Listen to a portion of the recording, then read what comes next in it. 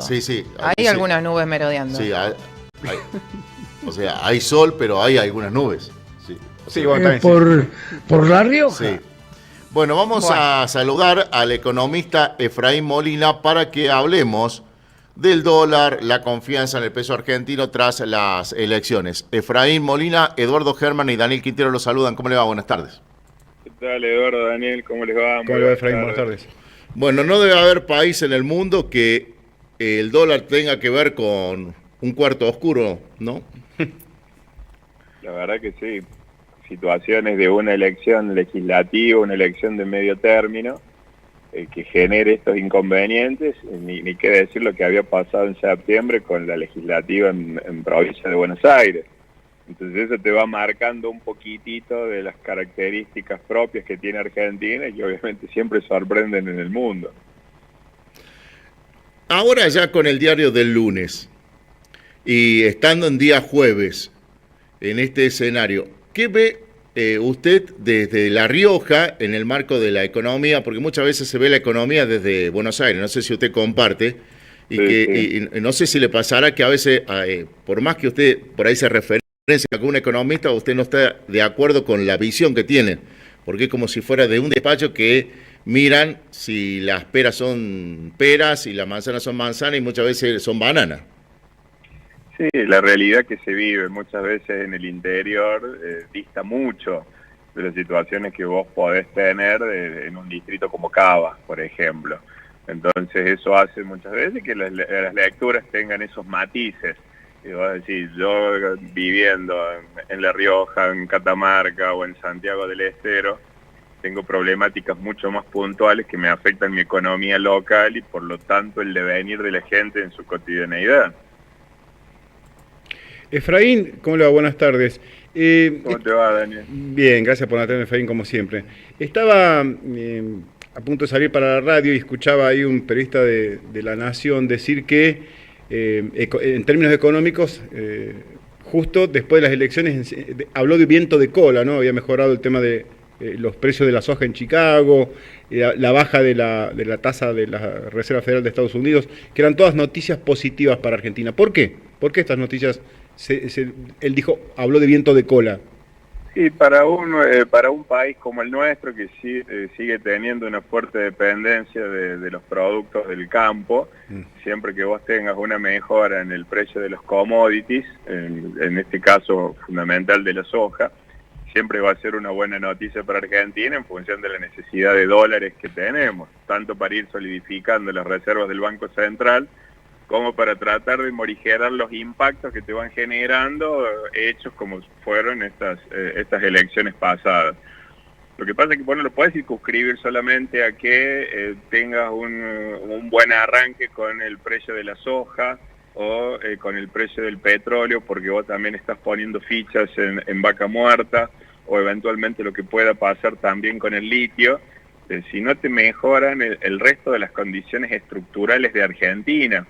Por eso vos tenés todavía estos vaivenes, donde tenés euforia el lunes en la elección, baja el dólar, suben las acciones, suben los bonos, baja el riesgo país, y después tenés el martes, miércoles, los efectos parece que comenzaron a ser ambiguos, y como que esa situación de euforia da lugar a volver a lo de antes. Y esa cuestión pendular que ha tenido Argentina, pero que no es de ahora, sino que lo arrastramos desde hace décadas, hace que no tengas un país mucho más estable y que no dependas de lo que va pasando con la cotización de un commodity, que no dependas de lo que va pasando con una elección de medio término o con algún otro tipo de movimiento, porque las condiciones económicas trascienden justamente estas situaciones. Y eso creo que es la madurez que le está faltando a Argentina. Si vos me decís que tengas el apoyo de Estados Unidos como casos inéditos, esto de lo que estuvo pasando en los días previos a las elecciones, con un espaldarazo muy fuerte del propio presidente y del propio secretario del Tesoro, que hayas logrado también tener un diálogo más cercano con el Fondo Monetario, porque obviamente si tenés el respaldo de Estados Unidos vas a tener también el respaldo del Fondo Monetario Internacional.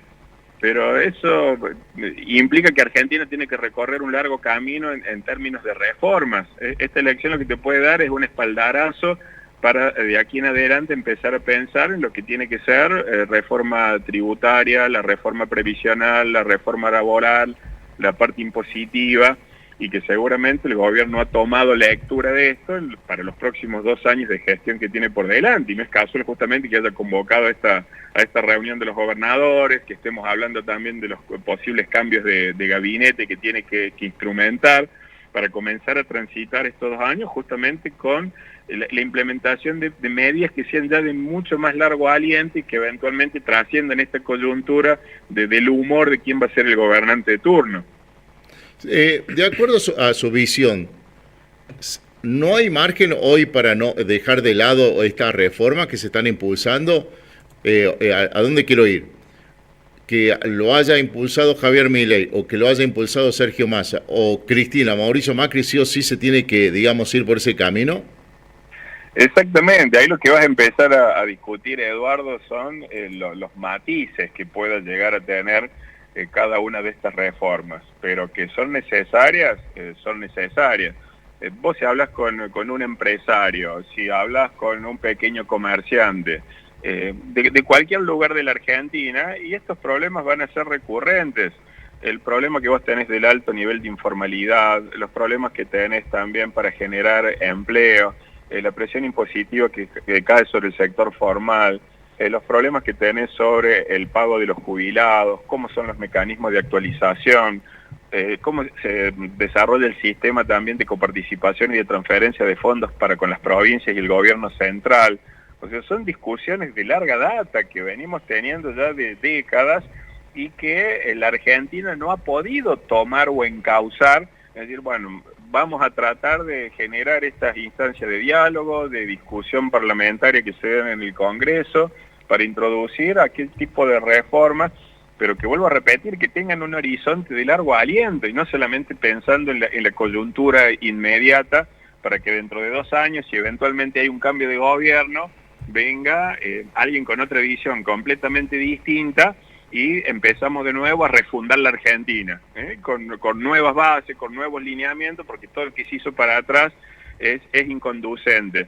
Y eso es lo que nos falta. Si miramos, y eso lo hemos hablado con ustedes también en alguna otra ocasión, los ejemplos de los países vecinos nuestros, que más allá de los cambios que van teniendo de gobierno, y muchas veces con un giro más a la derecha o más a la izquierda, la economía no se toca, no hace grandes ruidos, porque cambia un presidente, que se dispara el dólar, que se dispara la inflación, o que viene un gobierno y va a empezar a gastar por encima de sus posibilidades, o va a poner, en términos de expresión, patas para arriba la economía.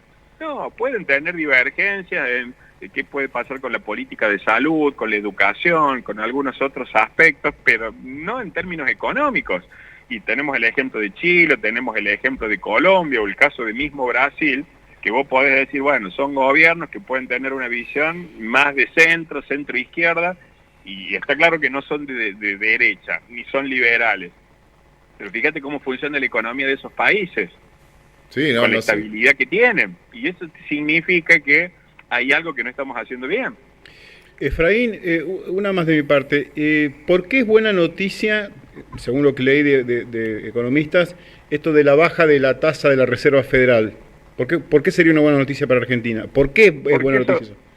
Sí, porque, Daniel, eso lo que permitiría es que los fondos, al tener una baja de la tasa de Estados Unidos, que es la economía número 1 y al cual todo el mundo quiere prestarle, y donde los fondos se dirigen cada vez que hay una situación de incertidumbre, al bajar la tasa ya te resulta menos atractivo. Entonces eso permite también que los fondos empiecen a buscar otras alternativas, que empiecen a buscar otros mercados, para buscar justamente el atractivo, para buscar la rentabilidad.